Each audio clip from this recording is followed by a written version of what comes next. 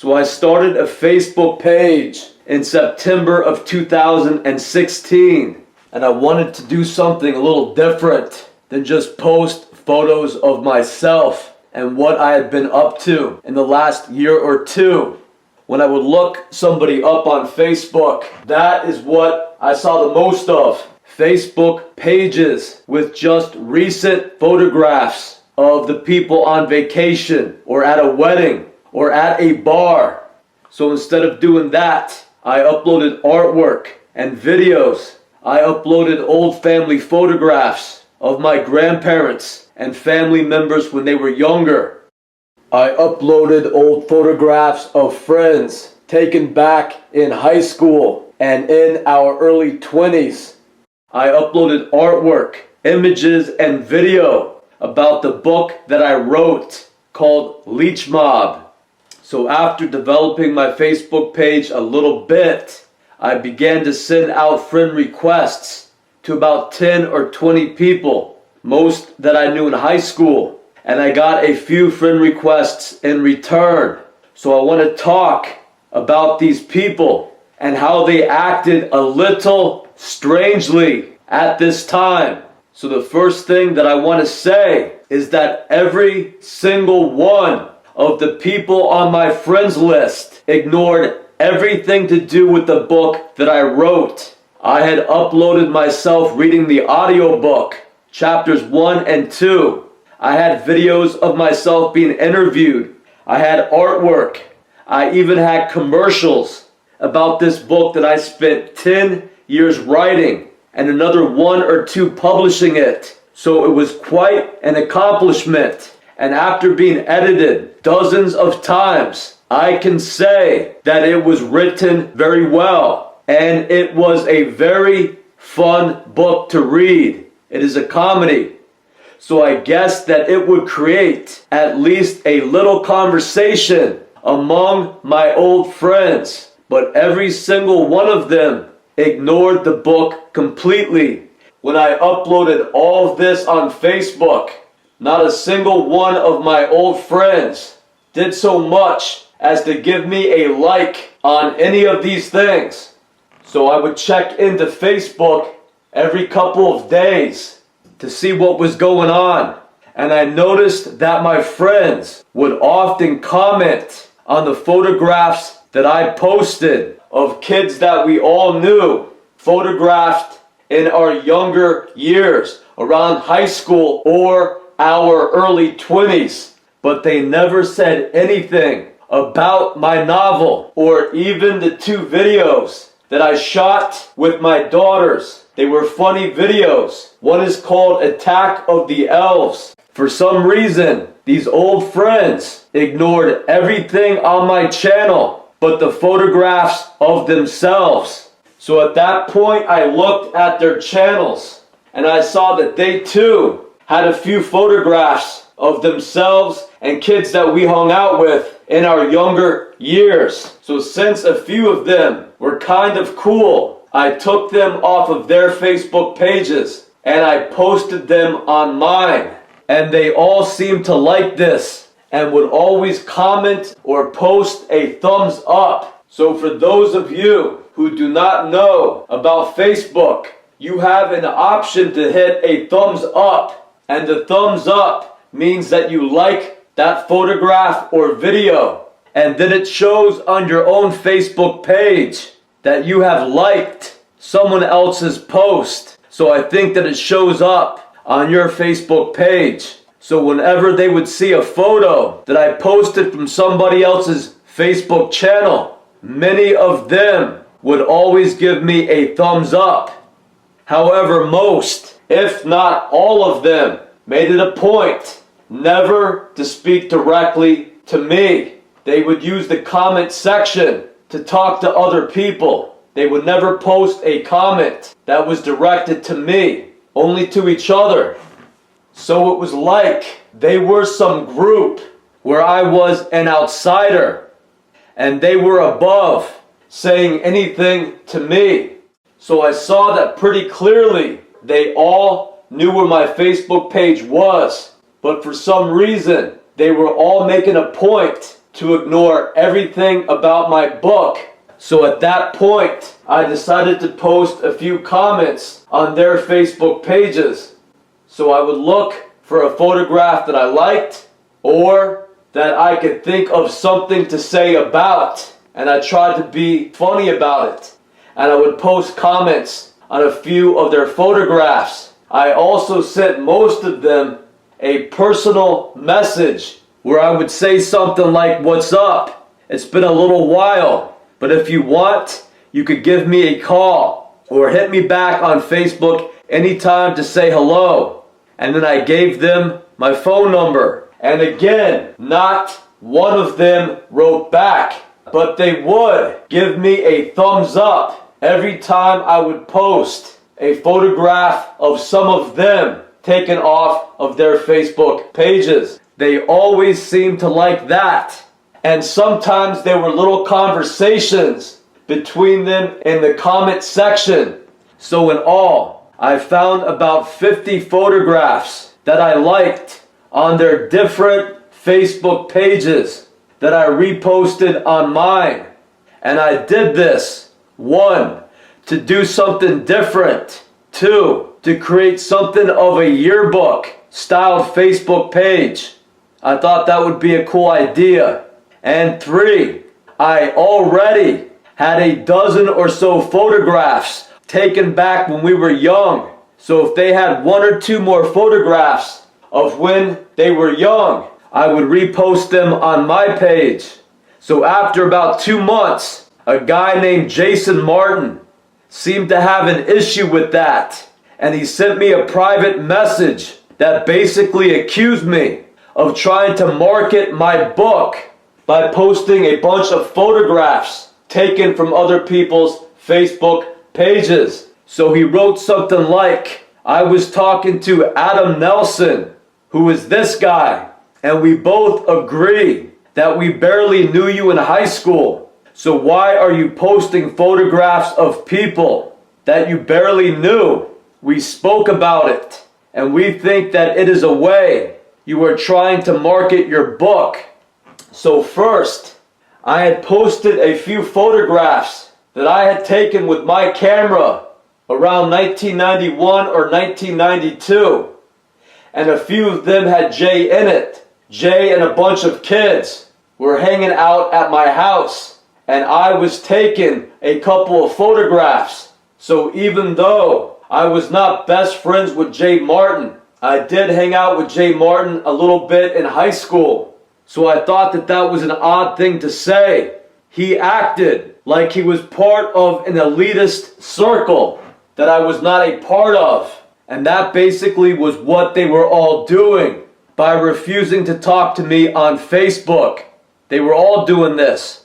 So it kind of seemed at that time that Jay Martin had been elected to send me a personal message and say that after a group of them had discussed this on some other forum, or maybe they were even getting together somewhere and discussing what I was doing on Facebook for some reason. So I wrote Jay back and I explained that I had another Facebook page that was created specifically to market my book. And on that business Facebook page, I do not post any photographs of anyone at all, except for a few of me and the artwork done for the book. I explained to him that this is my personal Facebook page, where I have something like only 20 friends, and everyone on my friends list seemed to like that I was reposting some of their photographs. So I really do not understand why he would think that I'm using this to market my book.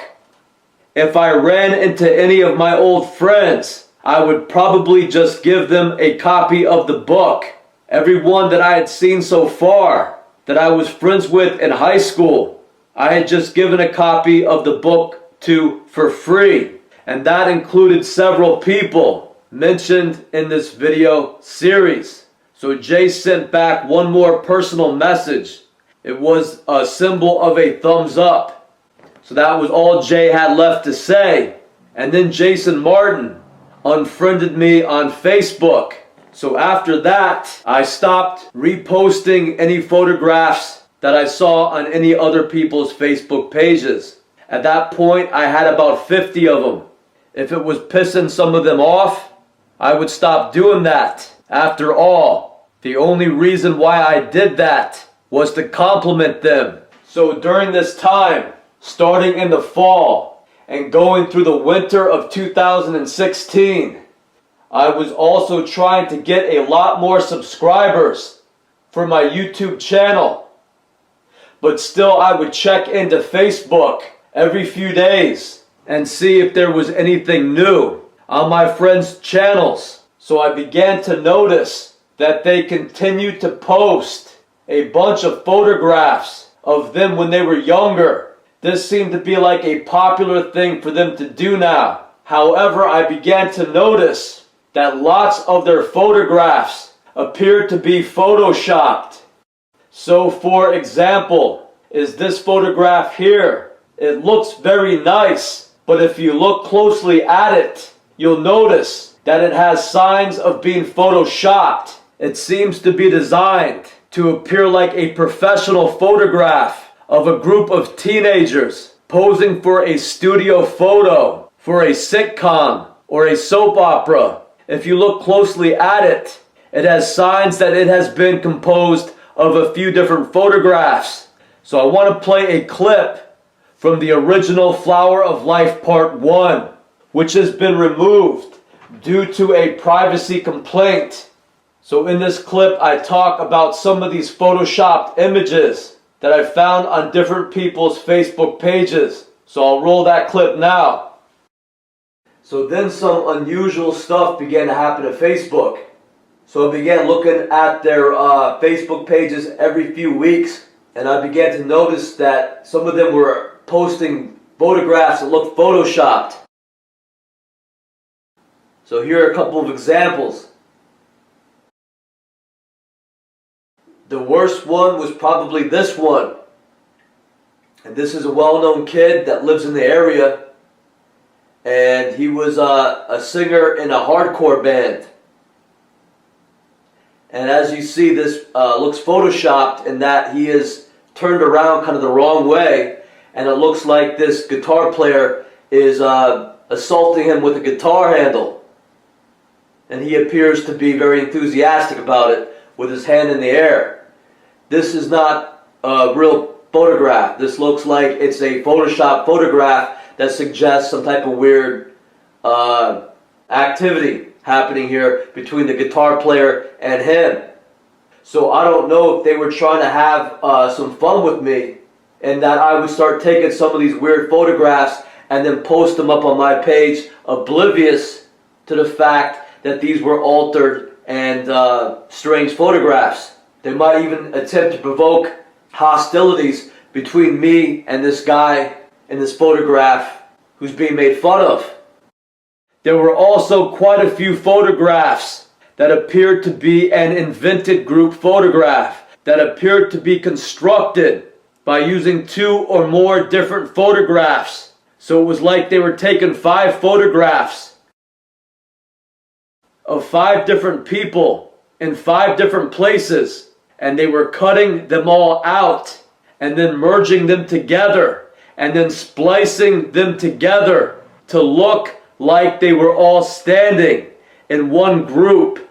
So it took a little technical know-how to know how to do that. They would have to adjust all the lighting and all these different photographs and use a special program to make something look as professional as this. So in my opinion, these group photographs are the work of a photo editor who is combining several different photographs to recreate this artificial group photograph.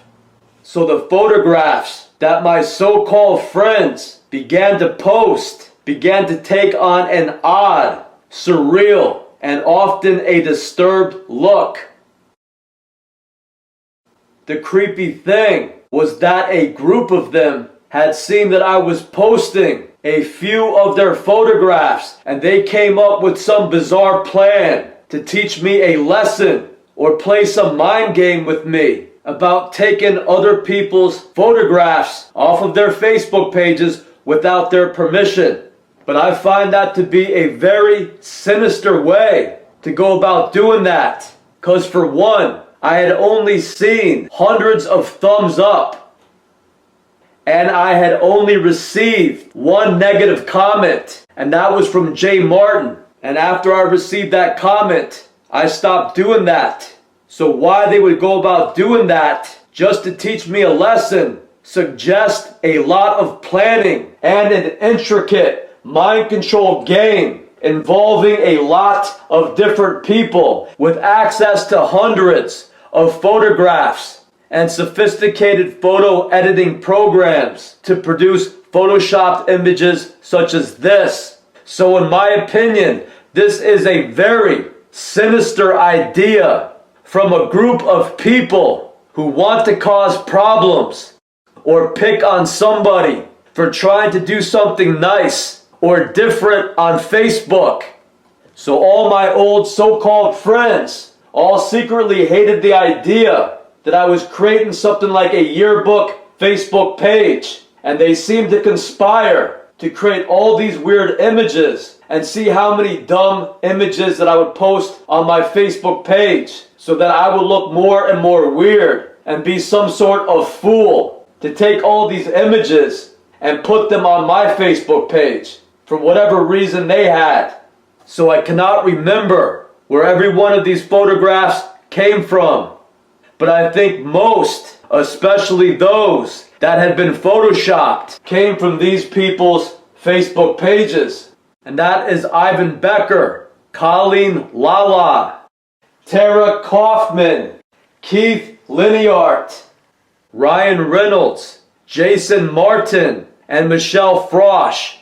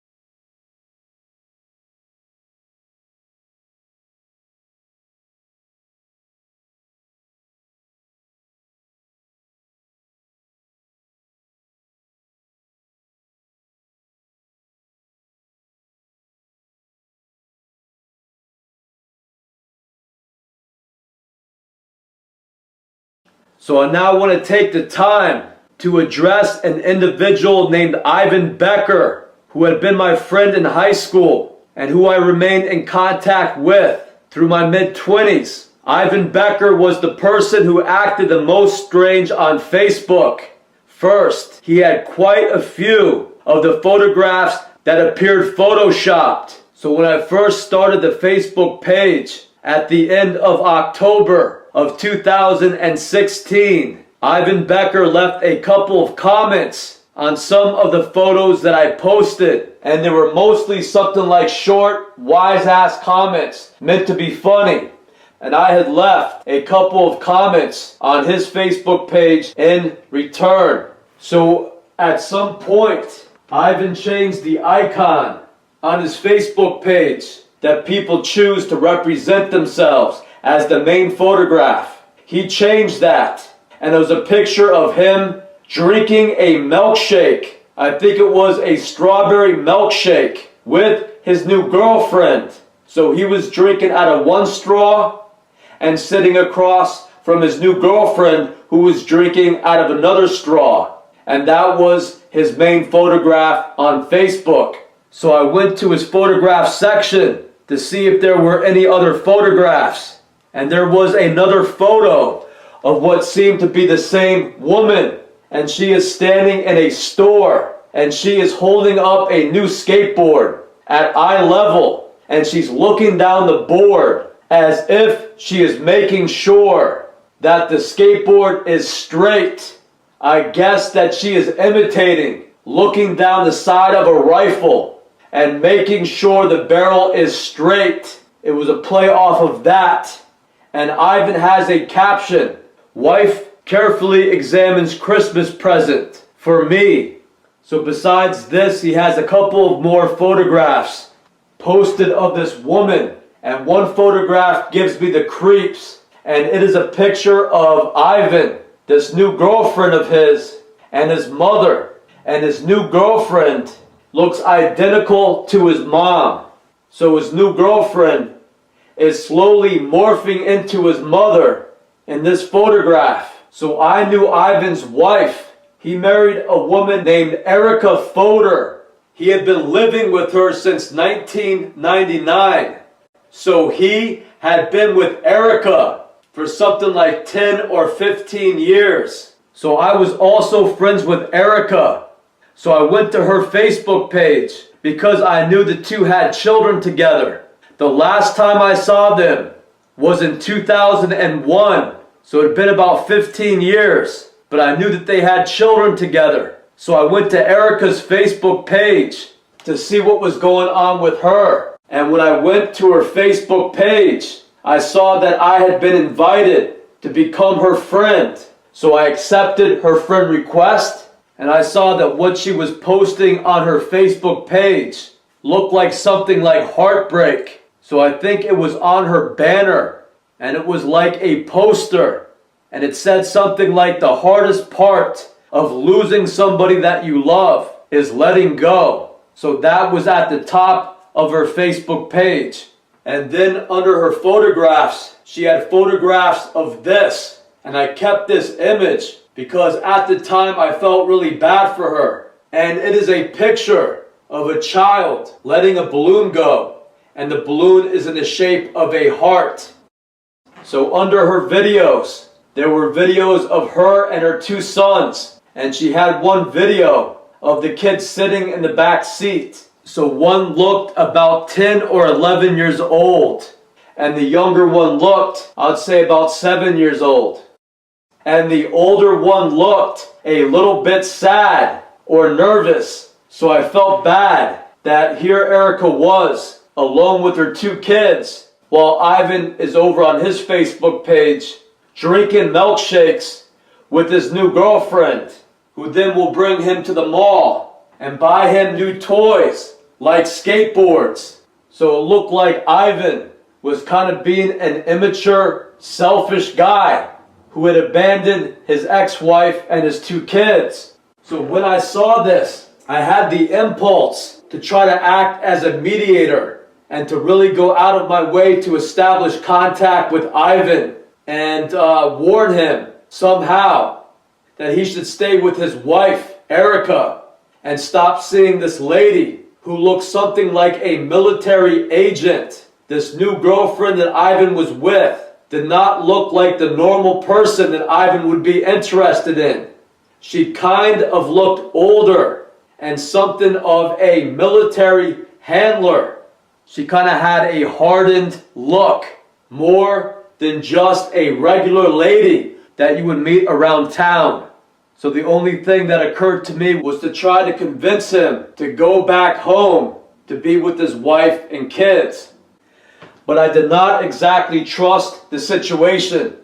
As far back as I could remember, Ivan Becker had been this way, and he was always very immature and self-centered. Ivan would always cheat on his girlfriends. Even though he had steady girlfriends, he would cheat on them whenever he could, with as many girls as he could. So I noticed how bad this was when we were both in high school, and I think that it was the summer of 1992, and Ivan had a steady girlfriend that he had been going out with for quite some time. But wherever we went that summer, to parties, to parks, to basketball courts, to the mall, to clubs, to the McDonald's parking lot, wherever we hung out that summer, when we would run into other kids, if there were girls there, Ivan had to fool around with one of them. He had to fool around with whatever girl he ran into. He couldn't just go anywhere and hang out and talk to the kids. If there was a girl there, Ivan Becker had to fool around with her. And this happened night after night after night. I am not exaggerating to say that it happened 50 or 100 times. That would be an understatement. It happened so often that it got to be something of an embarrassment. And what he would do is he would kind of walk over to one of the girls that we would see somewhere. And he would kind of shuffle over to one of the girls. And he would open his eyes real wide and innocent.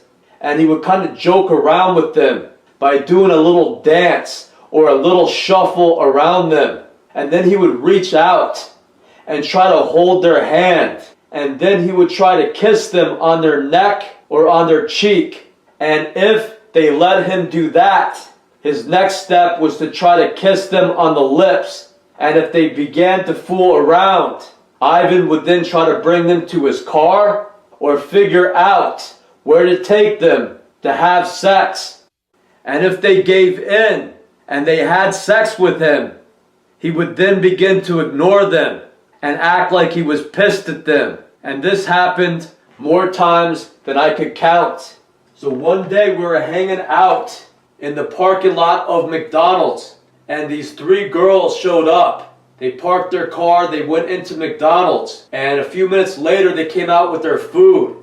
They were holding like 3 or 4 big bags of food, and I knew one of them from class. So I kind of waved at them and said hello. And so they kind of walked over instead of going right back to their car. And I asked them what they were up to. And they said something like they were at a softball tournament that day. And so they're real tired. So their mom just sent them out to pick up dinner. And they were going to bring the food back to their family's house to have dinner together. And then they were going to call it a night because they were tired. So they're standing there kind of holding these big bags of takeout food. So Ivan Becker does his thing, starts tap dancing over to them, and goes through his routine of grabbing one of the girls by her arm and then kind of sticking his face in their face and acting like a big muppet, just trying to act as cute and innocent as he could act. So the girl is first laughing at him acting kind of foolish, and she thinks that he is joking around. So the girl starts to kind of pull her arm away. But when Ivan starts to try to kiss her, she does not like this, and she begins to pull her arm away and kind of push Ivan away, where Ivan gets extremely upset and he kind of shoves her a little bit, and then he acts like he wants to kick her. And so the girls go from kind of smiling to instantly kind of upset. And they start walking back to their car. And Ivan starts insulting them, kind of yelling at them as they're walking away. So in Ivan Becker's mind, he thinks that he's going to start fooling around with 3 girls who are holding bags of takeout food they just picked up at a fast food restaurant. They've been playing sports all day. They're hungry. They just go to the hamburger place, pick up all the food for their family. They're walking out. And in Ivan Becker's twisted mind, one of them is going to stop what they're doing and then start fooling around and then have sex with him like they are his little robot. So it couldn't be more awkward and stupid, him trying to pick up a girl in that situation. So Ivan Becker couldn't even talk to a few girls that we knew from school in a situation like that. So that suggests that he has some sort of psychological problem, if not sexual problem. I do not know if you could find a lot of information about this on the internet, but based on my knowledge of psychology, I have studied psychology a little bit starting in college.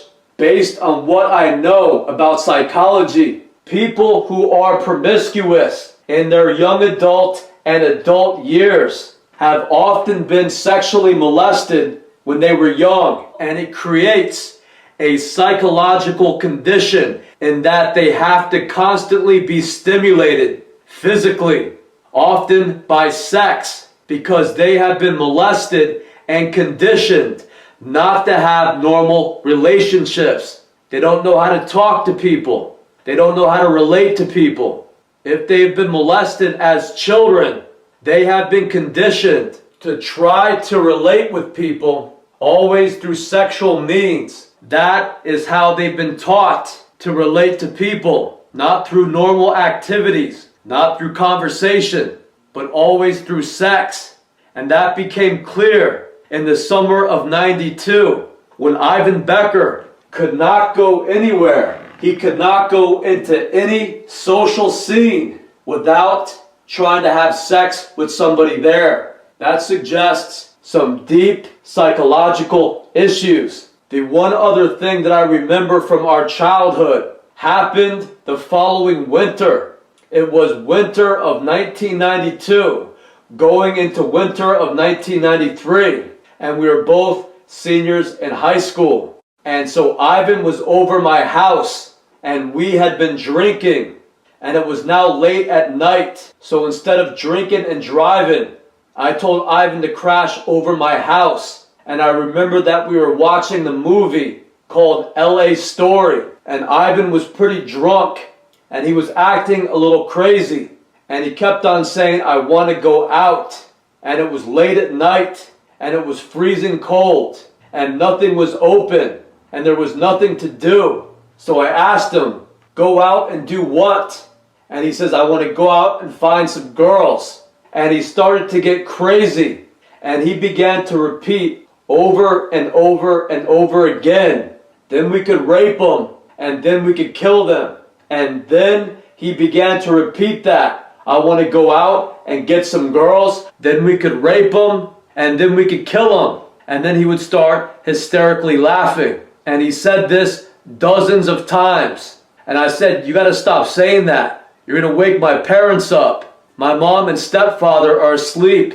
You got to stop saying that and laughing like a maniac." So I remember that he looked crazy. He looked absolutely crazy. So here are a few photographs of Ivan Becker taken around 1992.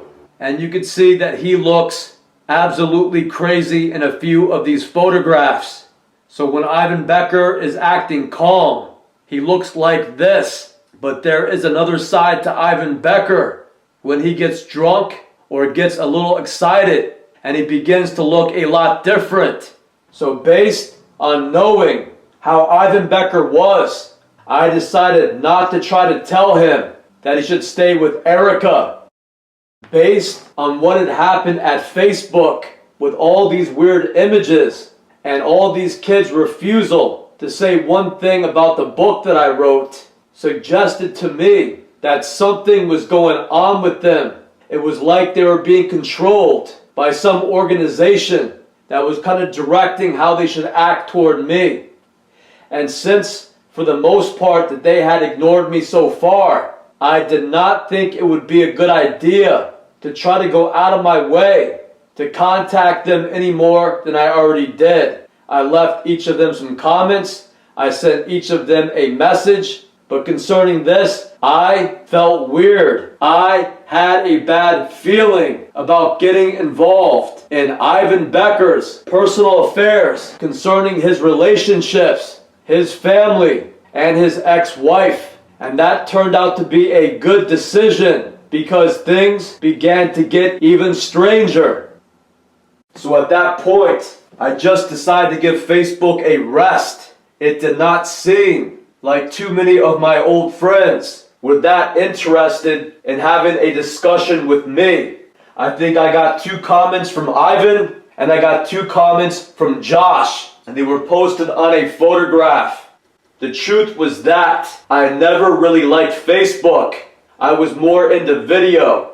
So I had always had YouTube channels for many years.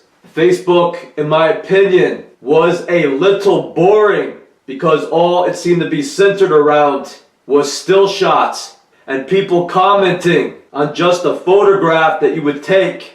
So since I was not generating a lot of interest or a lot of discussions among my old friends, I just decided to give Facebook a rest. Due to my investigations that I'll create videos for, due to my documentaries on subjects like secret societies and government conspiracies that I would post on YouTube, I always had problems getting a lot of subscribers. When I first started creating YouTube videos in 2007, I quickly had hundreds of subscribers. But as the quality of my videos improved, as the research that went into my documentaries improved, and I started doing these investigations, my new YouTube channels had less and less subscribers. And that in part has to do with how YouTube has been set up by corporate YouTube. I think at first it was easier to get your videos out in front of a lot of people. The way the YouTube website had been set up, it was more community oriented. So they seemed to make a lot of changes where it was difficult for someone with a small channel to get a lot of subscribers. So it didn't exactly surprise me that I was running into the same problems at Facebook. I did not want to be paranoid, but after I got exactly no interest on anything to do with my book, I considered the possibility that Facebook was doing something internally to hide some of my videos from the general public. So after about 5 months of trying to establish contact with old friends and people I'd gone to high school with and not getting much attention, not generating any discussions, I decided to give Facebook a rest. I always preferred YouTube over Facebook anyway. So I went back to focusing on my channel at YouTube. So about a year later, in January of 2018, I decided to do something different on Facebook.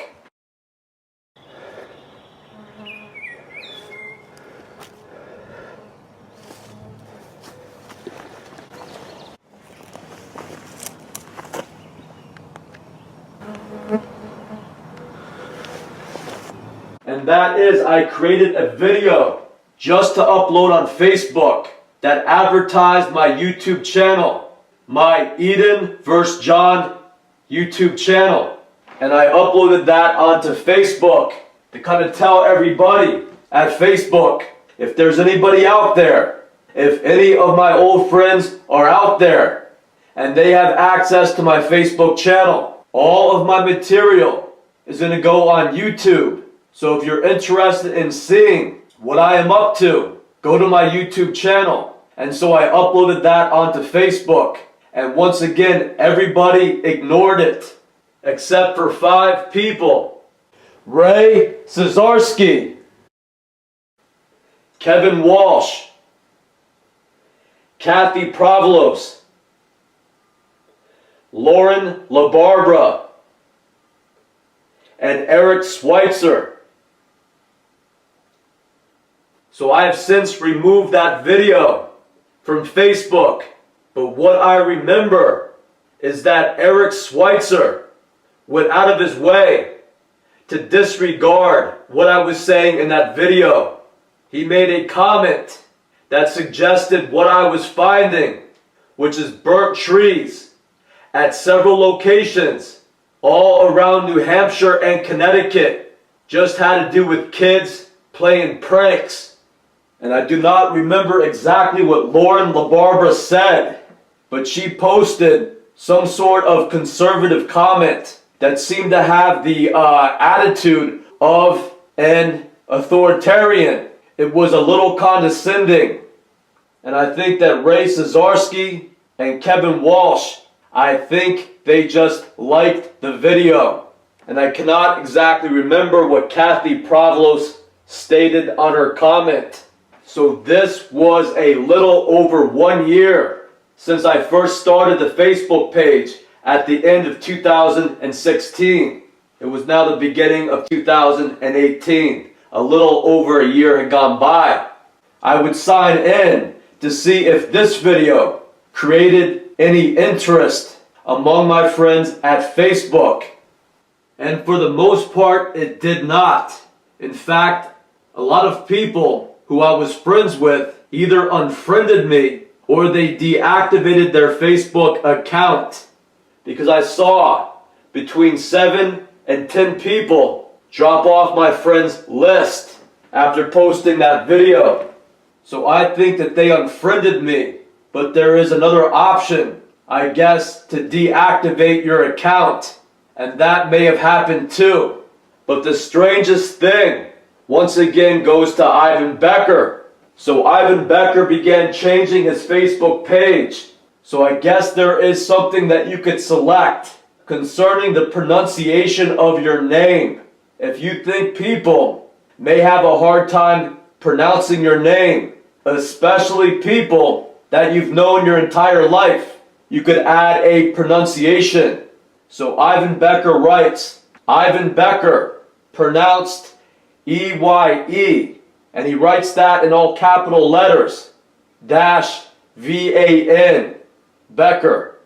And he also changes his photograph to this odd photograph of Ivan Becker staring at what looks like a fire. This is what he changed his Facebook photograph to, the main photograph that identifies his channel. So it was kind of odd that he would do that. So I did not know exactly why he was doing that, but I tried not to get paranoid about it. And I told myself that it must be something unrelated. I told myself people get triggered to do all types of strange things. So I gave him the benefit of the doubt and said, who knows why he's doing that? So I ignored it. Then a week or two later, I signed back into Facebook and I check out my friends' Facebook pages to see if there's been any updates. And I go to Ivan Becker's Facebook page and I see that he's now changed his Facebook page to look like a Bart Simpson Facebook page. And I took video of his Facebook page at that time. I would like to make it clear that this was Ivan Becker's Facebook page. So of course, Ivan Becker's Facebook page had dozens of photographs of him and his family. On his friends list, I recognized 10 or 20 people who I also knew. He had unfriended everybody that we both knew, except for me. I was still up there with a bunch of random people. So I unfriended him after seeing this. This was something of an insult that kind of targeted me, because where once we shared like 10 or 20 mutual friends, and I recognized dozens of people as his friends. Now there was 10 or 20 strangers and me. So I'm not going to be naive and think I was just the last person to unfriend him after he went to Bart Simpson. This is some sort of weird psychological attack. He had taken down every photograph that he had posted of his friends and family.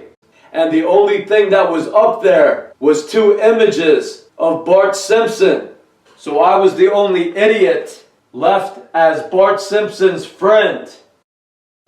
So once again, I get a negative and bizarre response from all my so-called friends on Facebook. So I leave that video up for another year. And then I decide to delete that video off of Facebook because based on what happens next, I just consider all my old friends as not being the type of people that I'll need to warn about secret societies or conspiracies or the hidden control of the US military over our country. So like I said, there wasn't very much attention or discussion on my new video, which directed people to my YouTube channel. I lost a few friends, and I want to mention one of those now. So I'm going to run the clip from the original Flower of Life Part 1 that has been taken off YouTube due to a privacy complaint, and it has to do with a John Chassis. So I want to run that clip now. I also noticed a few other people unfriend me once I started posting videos advertising the investigations I was doing into these secret societies. A few different friends I knew back in high school decided they could not be friends with me on Facebook after I did that. So they quickly unfriended me on Facebook. And that included this guy right here named John Chassis.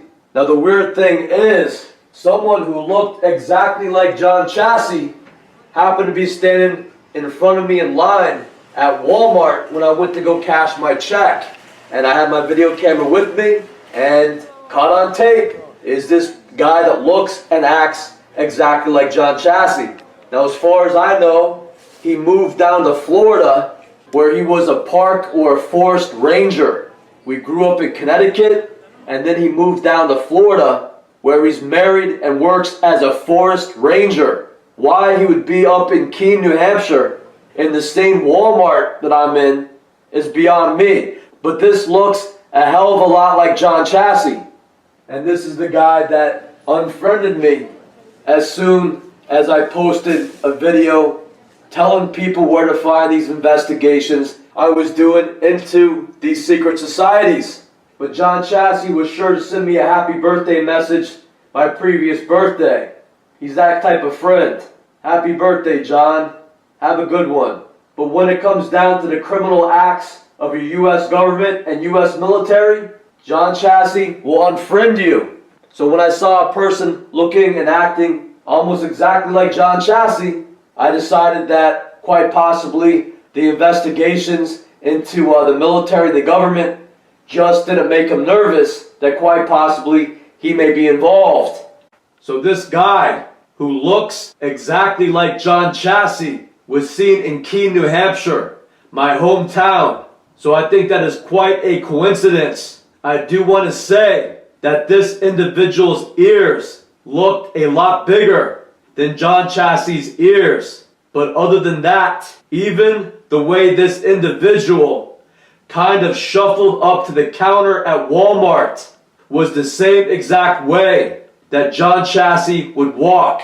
I am almost 100% certain that this is John Chassis. The last I heard, he was in Florida. He lived in Florida with his wife, where he worked as a forest ranger. So why he is up in New Hampshire, in my hometown, in 2019, at the Walmart, the same time I'm in there, is beyond me. But this guy looked and acted like John Chassis. I have noticed that if the military or any organization of means wants to change somebody's identity, they can easily do so with something like masks. They could change somebody who is young, who is 30 years old, and they could use a mask and a sophisticated makeup system to make them look like they are old. So it wouldn't be too hard to use a makeup system to enlarge this individual's ears in order to disguise their identity. So to give you an example, I caught this guy on video in 2017, and this individual looks extremely bizarre. But if you look closely at him, it appears as if he's wearing a mask. One of these sophisticated rubber masks that adheres to the person's face.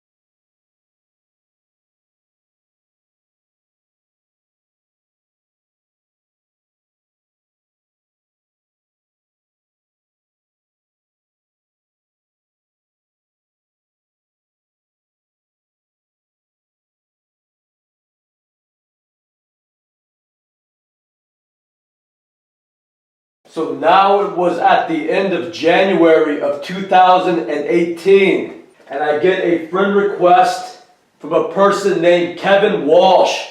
So the last time I saw Kevin Walsh was over 20 years ago when we were in high school. We had a history class in the 9th grade, and Kevin was always regarded as a little strange. He was very quiet, and if you tried to talk to him, he would quickly start to act slightly odd.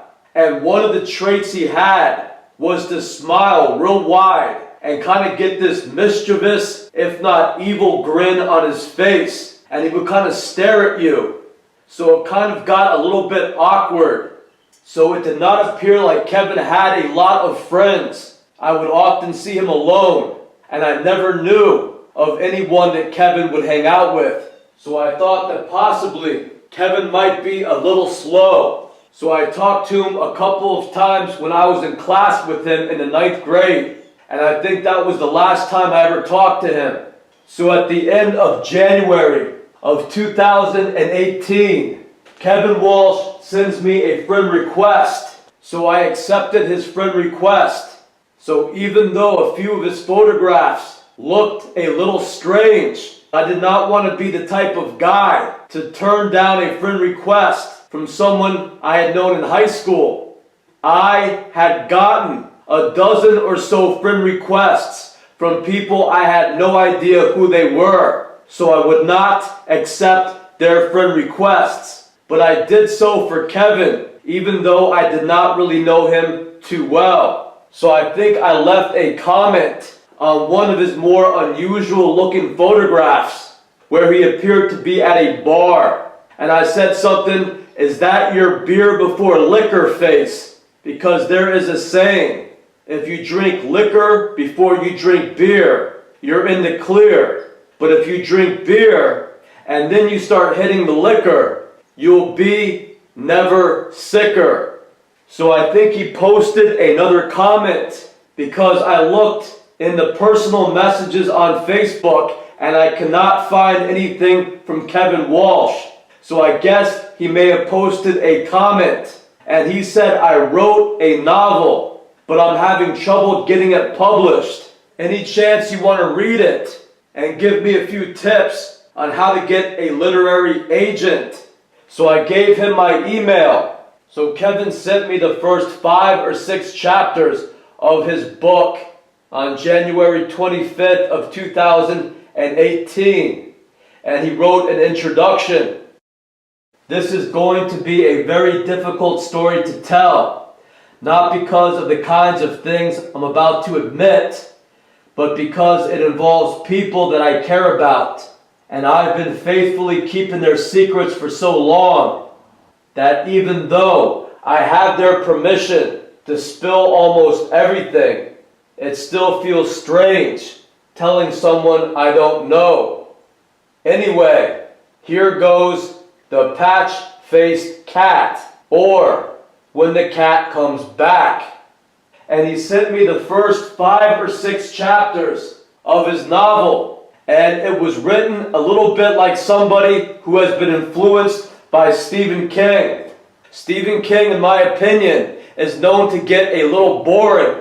And Stephen King is known to write a lot of stuff before something of interest happens. And that means that there are a lot of details. So Kevin had this book that was about a high school kid that meets a high school girl down by a lake when they both see a little kitten kind of hidden in the rocks by the water. So they decide to try to save the kitten and get it to the Humane Society or the vet to get it checked out. So they meet each other, and then the boy introduces his girlfriend to his best friend. His best friend's name is Arch. So Arch is the one telling the story.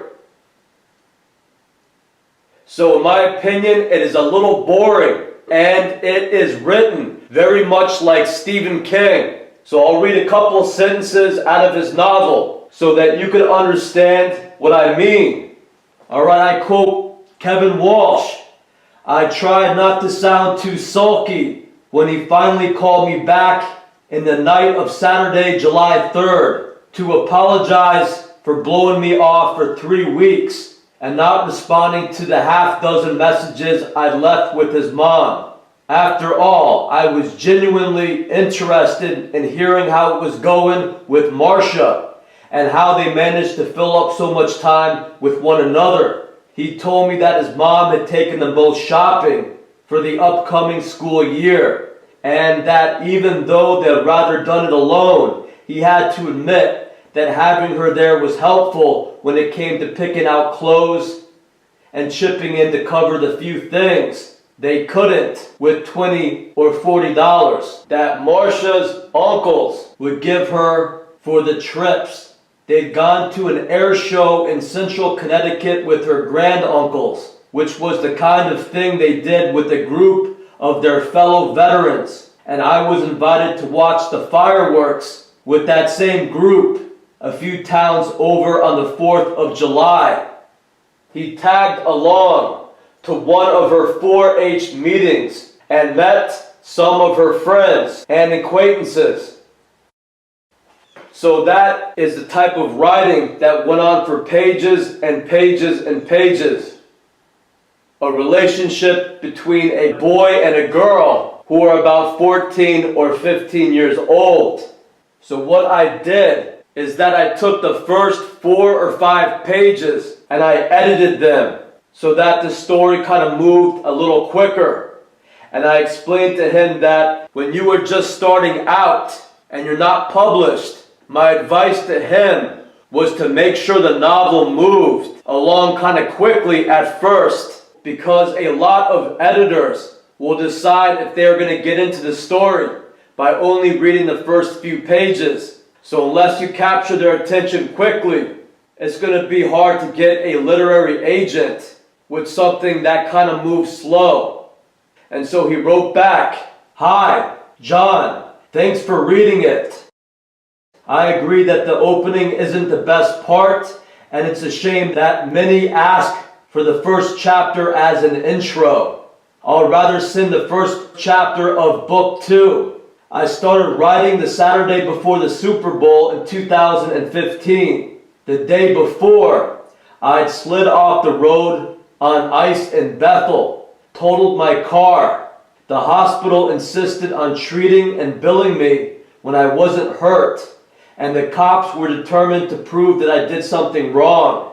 So I was depressed when I wrote the opening passages, but I knew where the story would be ending.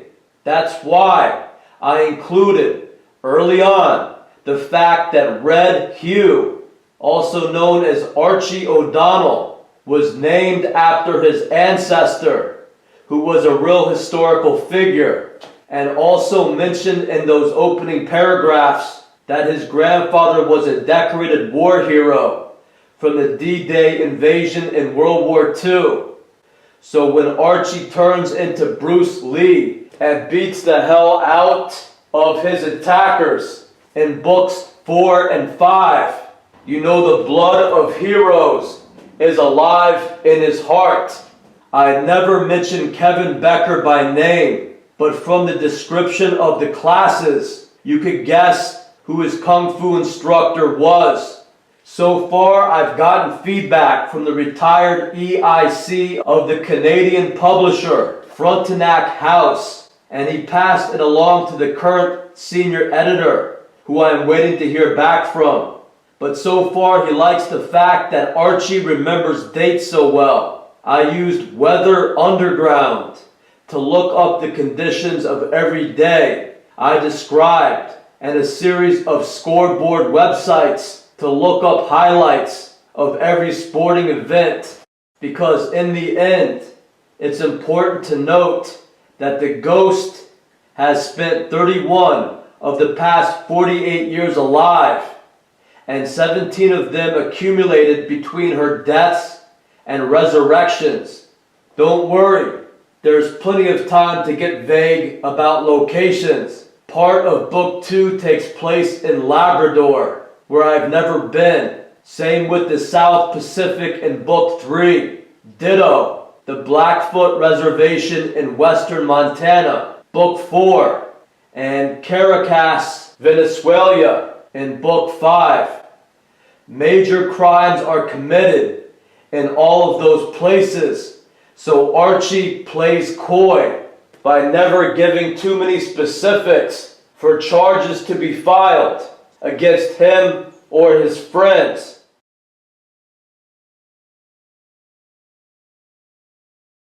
So of course I did not respond to that. He obviously sounded like he wasn't well mentally to write something like that. So I did not write him back after that. And that ended our correspondence. What he wrote back suggested he had some sort of mental illness. Major crimes are committed in all of those places. So Archie plays coy by never giving too many specifics for charges to be filed against him or his friends. So I did not respond to that email. I wanted to end all communication and correspondence with Kevin Walsh. So these are some of the photographs that he has on his Facebook page. And in quite a few of these, he does not look well. He looks like he's going out of his way to appear psychotic in a lot of these photographs. Now the thing is, it seems other people are taking a lot of these photographs of Kevin looking psychotic. So these are his friends and family, I guess, taking these photographs of Kevin. So I am left wondering why they would do that. If Kevin is a little crazy, why don't they tell him, Kevin, don't make that face. It doesn't look cool. You look crazy. People are not going to want to be friends with you if you act like that. If you make faces like that, those photographs are not going to look good on your Facebook page. You're going to disturb people or make them nervous. So if Kevin is a little crazy, you would think that his friends and family would try to coach him, but it looks like the opposite is taking place. It looks like it's fine with them for Kevin to take a series of pictures looking like this. So when I look at some of his friends and his family, they appear very normal, especially this guy. And he's identified as a Frank Scacolosi. Nobody looks more calm and content with his psychotic buddy than Frank Scacolosi. So here are a series of photographs that Kevin has posted on his Facebook page. I don't know if these are from weddings or from banquets, but they are all dressed up, and quite a few of them. So they look like a group of people that is well off.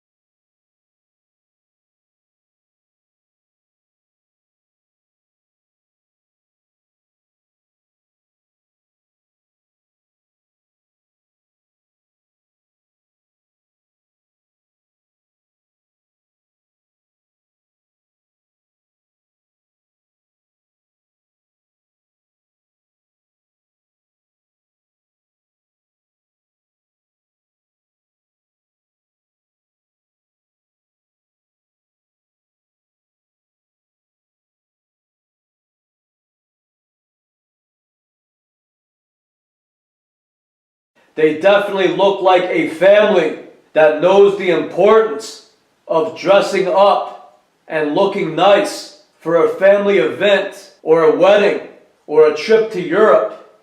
I don't see any of these people making psychotic faces in any of the photographs. But here's Kevin, photographed over and over again by his friends and family, looking completely psychotic. So I have to ask, why are they letting him do that?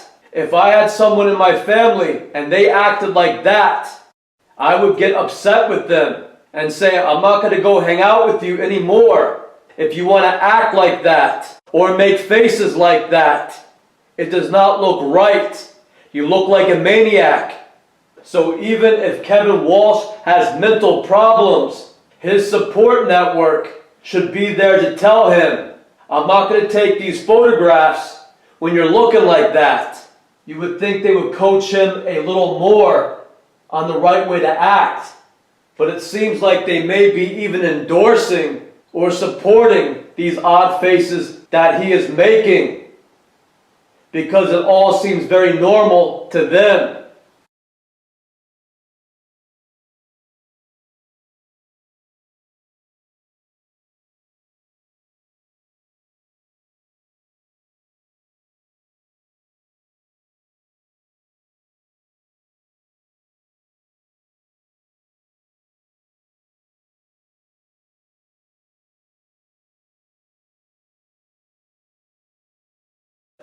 What Kevin Walsh also had on his Facebook page was 3 photographs that looked like joke Photoshop images of Kevin with famous people. One is with him with Halle Berry. On this one, he has written, I dated Halle Berry when she separated from her first husband, that abusive jackass, David Justice, in February of 1996. In fact, my boss, Bill Deal, and I were forbidden to ask about her divorce proceedings when we interviewed her about Race, the Sun, and Executive Decision. But obviously this was before I cut my hair for the 1996 Brookfield High School graduation. So I'm going to guess that this is a Photoshop image. But as you can see, it looks professional. It looks realistic. So I do not know too much about Photoshop, but it looks like this is done by somebody who is at least practiced and is very good at using Photoshop. Another one says, I dated Esther Williams when I took a time machine back to 1939 before she married Leonard Kovner when she was still training to compete in the 1940 Olympics that were canceled due to World War II. We met up again in 1996, but I had my eye on a different movie star at that time.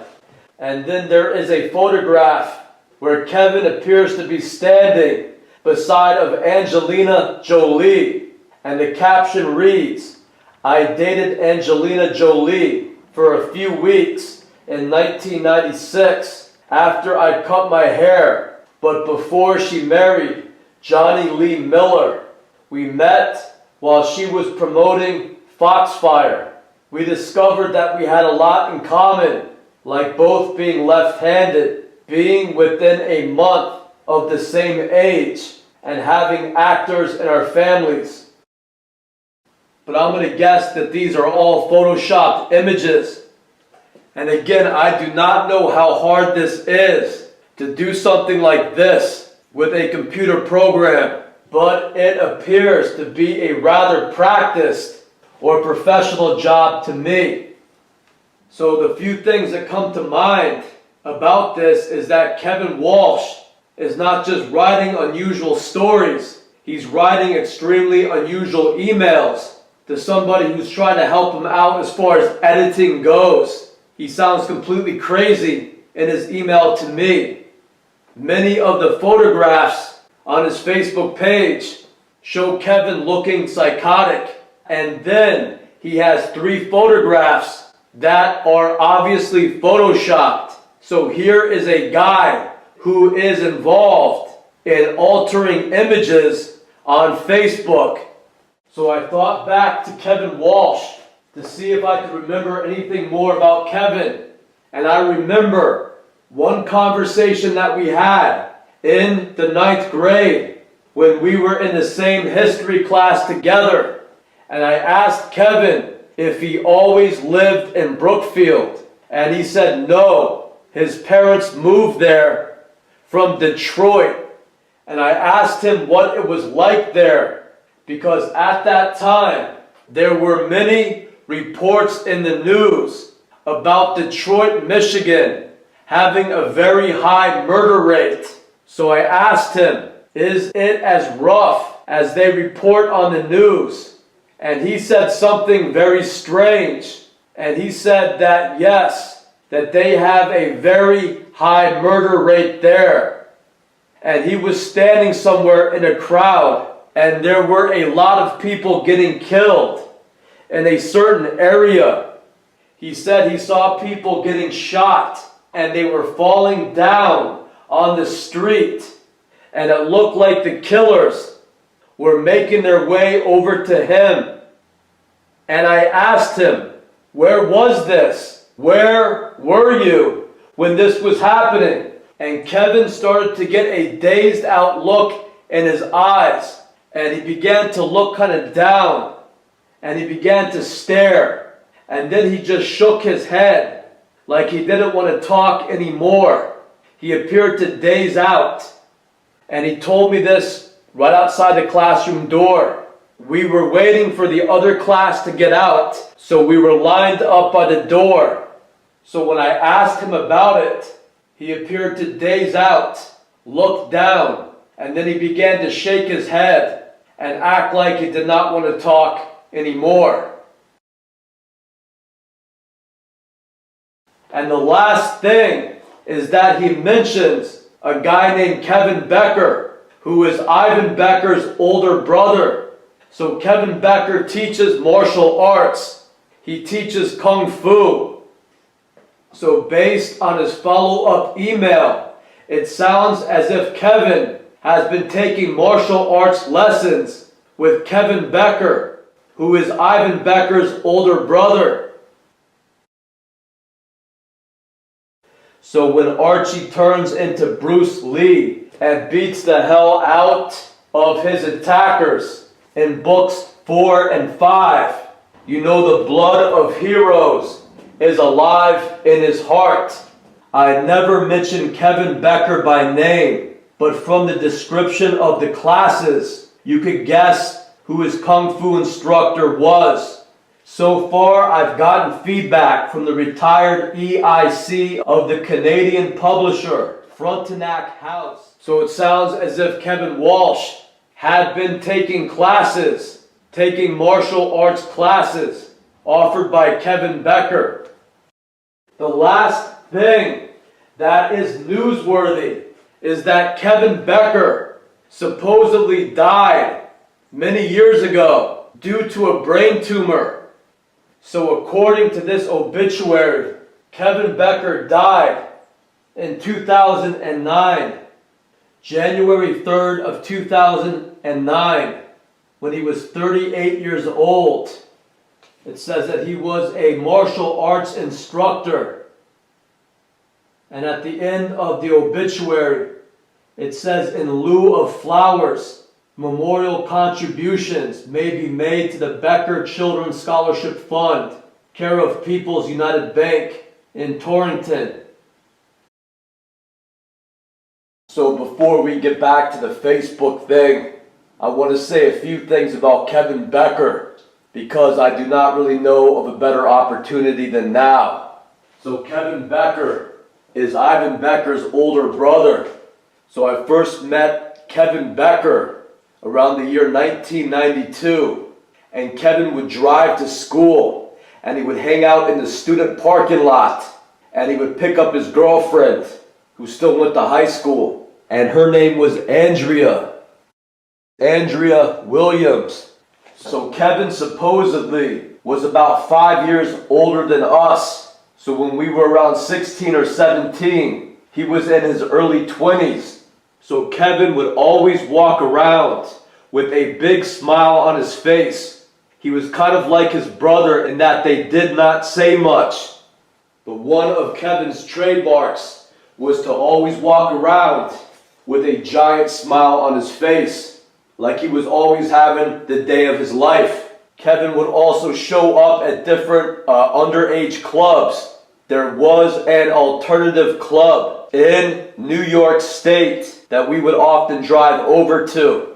And there were also music shows where they had local bands. So Kevin would often show up at either the underage clubs or the music shows. So all the younger kids that we knew tended to kind of look up to Kevin Becker because he was about 5 or 6 years older than us. He was always one of the older guys there. So this group of us would hang out in the student parking lot after school. And oftentimes Kevin would be there in his car picking up his girlfriend, Andrea.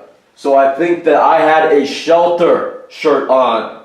And Shelter is a hardcore band. It's something like punk rock. And the lead singer, I think, is a Hare Krishna. And a lot of the band's lyrics has to do with Krishna consciousness, the Hare Krishnas. And so they have a lot of Hindu artwork, religious artwork, on a lot of their t-shirts and album covers representing their band and their music. So I probably had a shirt on like this. So he asked me, have you ever been to the Hare Krishna temple in Hartford? And I said, no. And he said, well, every Sunday there is a vegetarian feast after the Hare Krishna service. So if you ever want to go, I usually go on Sundays. And if you want to check it out, I can come pick you up and take you over there one Sunday. So that sounded interesting to me. So I think Kevin picked me up at my house in the next week or two. And the two of us drove into Hartford to the Hare Krishna temple. And they had a little gift store where, for the most part, they sold jewelry like these beads, these Hare Krishna beads. The service had to do with people chanting and banging on cymbals. And they also had like shakers, and they would chant and dance or kind of jump up and down in place. And they would usually chant Hare Krishna, Hare Krishna. So Kevin was also into martial arts. I think he was a black belt in Taekwondo or karate, but he had taken a few different forms of martial arts. So I think that he knew a lot of different styles. And so this also earned him a reputation of being something of a tough guy. So about 8 years go by, and now it is in the late 90s, like 1999. And Ivan Becker tells me that his brother has a brain tumor, and it's about the size of a golf ball, is how he described it. And so Kevin was teaching Kung Fu. It was called Wing Chun Kung Fu in Danbury, Connecticut, at a community center.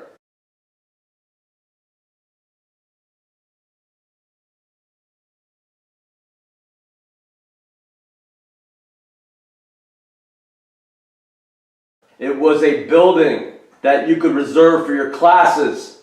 And Kevin taught a Kung Fu class there. So I signed up for a couple of his classes. And I noticed that at that time, Kevin had changed a little bit. And he was acting slightly crazy. He kind of had a wild look in his eyes at times. And during his Kung Fu class, I observed that as he showed you the different moves, at times, he got a wild and sadistic expression on his face. Now some people might say, wait, this is a martial arts class, so that is going to be normal.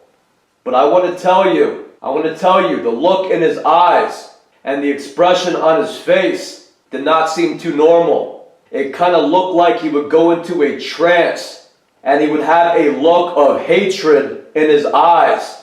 And if he was showing you a certain move, it would be like he would become lost in the moment, and he would keep on doing the move on you as if you had become something of a punching bag or something for Kevin to practice his Kung Fu on. Some teachers might show you the move and then say, go ahead and try that on me. But Kevin would go and he would show you the move, and then he would repeat the move 3 or 4 more times, kind of shoving you. And it would be like, this is Kevin's workout time, and you're there to assist Kevin with his training. And he's going to keep on trying this move on you again and again and again until he is content with doing that move. So I instantly thought that this kid is going crazy because of this tumor in his head. And I did not like seeing this blank look cross his eyes and him appear to get lost in the moment as he began to practice his kung fu moves on you, as if you were no longer the student. So I thought that the tumor in his head had something to do with that. So I had given him money to attend classes there for, I think, the month. And I ended up going to only 3 classes. So the last time I went there, I brought a camera and I was videotaping Kevin show a few moves to another one of his students. So I'll play a little bit of that video now.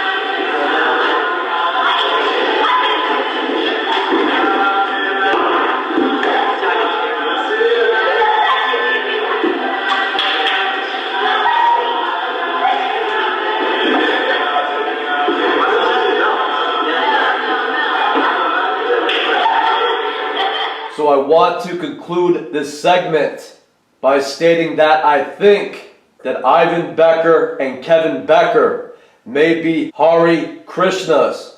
That may be their religion. I know that Ivan Becker was a vegetarian, and I'm not entirely sure, but I think that Kevin said that he was also a vegetarian for the most part.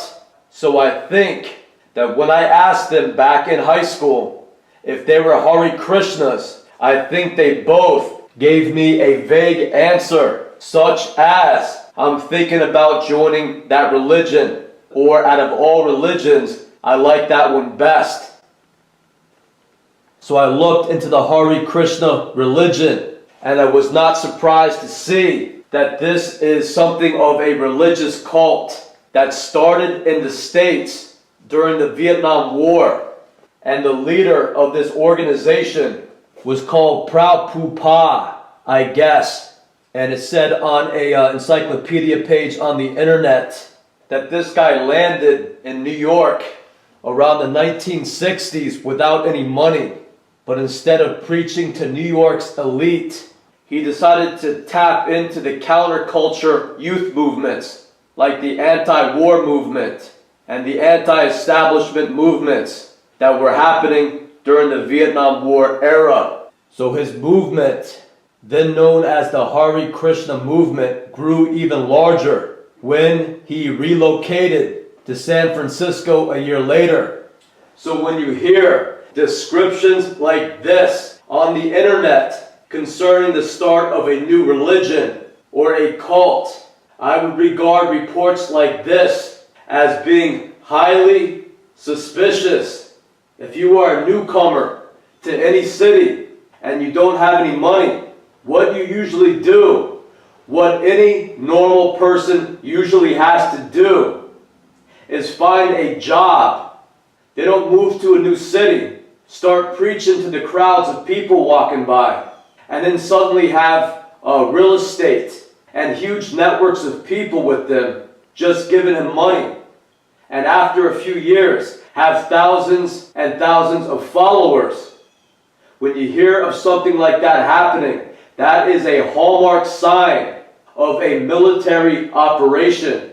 That is a sign of a secret society who is funding this guy, this Prabhupada or whatever his name is. They're giving him money to start this movement, to get a bunch of people involved in his organization, to control them. So this is what happened a lot during the Vietnam War. A lot of the kids were growing disillusioned with the United States government. They were hearing stories about what was happening in the Vietnam War. Kids in college were studying the politics and the reasons the United States decided to invade Vietnam, and none of it made sense. So they realized the U.S. government was lying, and so they began to form different groups in colleges, on the street, as protesters. Just gangs of friends, groups of people in every town, in every city, all over the states, getting together to protest the Vietnam War. And there was strength in that. And so to stop that, the U.S. government, the U.S. military, and secret societies, such as the Freemasons, decided to start a bunch of movements that would kind of corral or take over any independent groups that had formed on their own. They wanted to take over all leadership of the anti-war movement. And so the U.S. military and secret societies like the Freemasons, they came up with New Age groups and occult groups that practiced Wicca, for example. They started hippie communes, and they also started religious cults like the Moonies and the Hare Krishnas. So all of a sudden, there were these large counterculture groups that took over the anti-war scene. And for lack of a better word, they corralled or used their tactics, their indoctrination and recruiting tactics to get all the young people involved in one of the groups that they control. So that is how the U.S. military, that is how military intelligence took over the anti-war movement. So on one of the well-known encyclopedia pages on the internet, they had a short write-up about Hare Krishnas, and included in that write-up was that a lawsuit for $900 million was filed in the Texas state court by alleged victims of the Hare Krishna temple schools in the 1970s and 1980s. And the Hare Krishnas had to later file for Chapter 11 bankruptcy protection. And the eventual 2008 settlement for the victims was $15 million. I guess in 1998, the Hare Krishnas published an expose of widespread physical, emotional, and sexual abuse of children in the group's boarding schools in the US and India. The Hare Krishna monks and young devotees caring for the children had no training in the task and often resented having to perform it. The report said, at a meeting in 1996, former Krishna pupils testified that they had been regularly beaten, denied medical care, and were sexually molested and raped. So the Hare Krishnas went on to get these boarding schools where the kids that attended school there were beaten, molested, and raped by their elder Hare Krishna teachers. And the Hare Krishna's excuse is that the monks abusing the children did so because they had no training in schooling the children and often resented their jobs. So I've had a lot of jobs in my life that I have resented. Jobs that barely paid you any money. You couldn't even pay your bills with what they were paying you for a salary. Jobs that made you work long hours. And never in my life did that cause me to go around and to beat, molest, or rape people. Being in a job that you're not well trained for or you're not too happy with may cause you to be a little lazy at the job or overlook some of the tasks. But when people are getting beaten, molested, or raped, something else is going on there. And that also is a hallmark sign for a military program. And what people need to start to understand is this. That is why the military intelligence groups starts religious cults like the Hare Krishnas. They do it to control people. If you don't like the military, if you're anti-war, then we have for you in the 1960s a bunch of hippie communes that you could run away from home and join, or religious cults like the Hare Krishnas that you could run away from home and join, and then you can get beaten, molested, or raped. And what they will not report is that a lot of people wind up dead. A lot of people wind up as missing persons. And of course, if you are a missing person, then you are not going to be able to come forward and report all these abuses and all these things that you've had to tolerate by these different groups. So what they will not tell you is that a lot of people died in the anti-war movement by running away to join one of these occult groups, these New Age groups, these hippie communes, the Hare Krishnas, because they are all run by military intelligence. And military intelligence participates in mind control, human trafficking, prostitution, drug sales, and finally ritual murder. That is what they are into in the military. They're into killing people in the military. Hey buddy, how you doing? Yeah, cool. So are you admiring that? I'm admiring it, all right. I'm a carpenter. I'm a carpenter. You are, huh? Yeah. Yep. Oh yeah. I can all of these? Like this? Yeah. Okay. Cool. Give them all to her or whatever she wants. Oh, here's this thing. I don't think that'll fit your thing if you want to try them right away or whatever, but I got bigger ones.